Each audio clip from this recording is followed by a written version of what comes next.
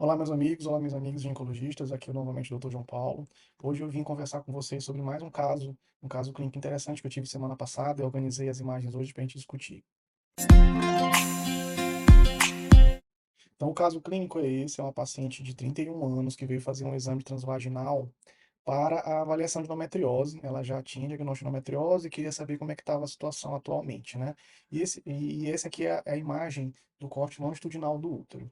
Né? A gente aqui vê um miométrio sem nenhuma alteração, uma cavidade, um endométrio também que parece bem tranquilo, né? E seguindo o exame, eu fui fazer o 3D. Todas as vezes que eu faço ultrassom transvaginal para endometriose, o 3D ele faz parte da minha avaliação. Eu acho que inclui bastante informação. Para minha surpresa, esse útero que no longitudinal, no modo B, parecia um útero de formato bem normal, quando eu fiz a reconstrução 3D, a gente percebe que a cavidade endometrial, ela é uma cavidade alongada, estreitada. Alguns radiologistas gostam de dizer que isso tem formato de banana, né? Essa cavidade, nesse formato, a gente considera um útero unicorno. Então, está faltando o lado de cá da cavidade uterina para formar aquele aspecto triangular normal, né? E do lado direito, a paciente tinha uma imagem nodular que tinha uma ecogenicidade semelhante à do biométrio, que anteriormente foi classificado como sendo um nódulo miomatoso, né? Na verdade, isso aqui era um útero rudimentar, não comunicante e distal a essa cavidade principal, né? Do lado direito também tinha uma tuba uterina completamente dilatada, uma hidrossalpinge volumosa, já com algum conteúdo depositado aqui de secreção ou até mesmo sangue.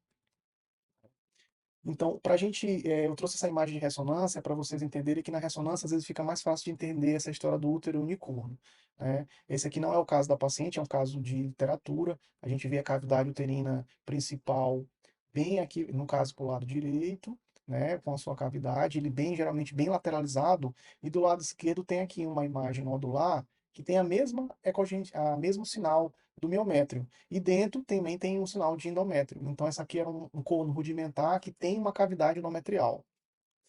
Então, para a gente lembrar que útero, o útero, as tubas uterinas e o colo do útero e o terço superior da vagina, eles são formados pelos ductos paramesonéficos, ou ductos de Miller, né? Como é que acontece esse processo?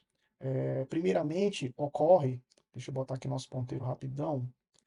Primeiramente, ocorre o alongamento desses ductos, eles se alongam e eles se canalizam, né? Ocorre uma canalização. Depois eles se aproximam aqui na linha média, os dois ductos paramesonécricos se aproximam, e posteriormente ocorre a reabsorção desse que seria o septo, né? A parede medial desses dois ductos paramesonécricos que se juntaram na linha média, né?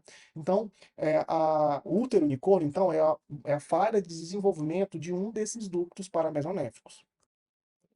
O útero unicorno não é das malformações müllerianas uterinas das mais frequentes. Ele ocorre apenas em 10%, 15% de todas as malformações uterinas, né? E a classificação que é mais utilizada atualmente é a classificação americana da Sociedade Americana de Medicina Reprodutiva, é uma classificação de 2021.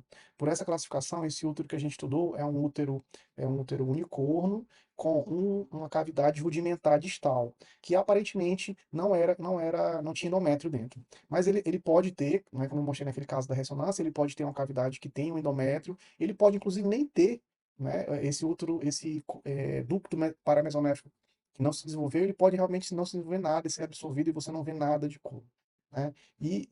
Mas quando ele tem a tuba do lado, né? Porque a tuba também tem a mesma origem embrionária, né?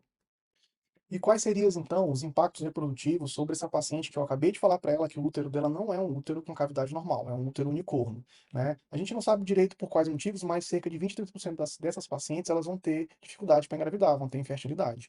E aquelas que conseguirão gravidez espontânea, vai ter uma evolução para aborto em até 30% das vezes. Também pode ocorrer no corno rudimentar uma gestação ectópica, parece uma coisa improvável, mas mesmo que esse corno rudimentar não seja comunicante, ele pode existir uma gravidez ectópica. A gente conhece o mecanismo a gente chama de migração transperitoneal dos espermatozoides. E existe alguns casos na literatura de gestação ectópica, um corno rudimentar que tem endométrio, que tem cavidade endometrial, de um útero unicorno, né? A outra situação são resultados obstétricos adversos, como a má apresentação do bebê, ele às vezes não fica transverso, fica pélvico, né?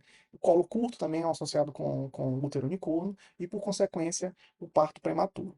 Esse caso foi um caso interessante que eu queria mostrar para vocês o quanto o transvaginal e a reconstrução tridimensional do transvaginal ajudou a gente mudar o destino dessa paciente com relação ao seu caminho reprodutivo. Até uma próxima oportunidade e um próximo caso interessante. Muito obrigado.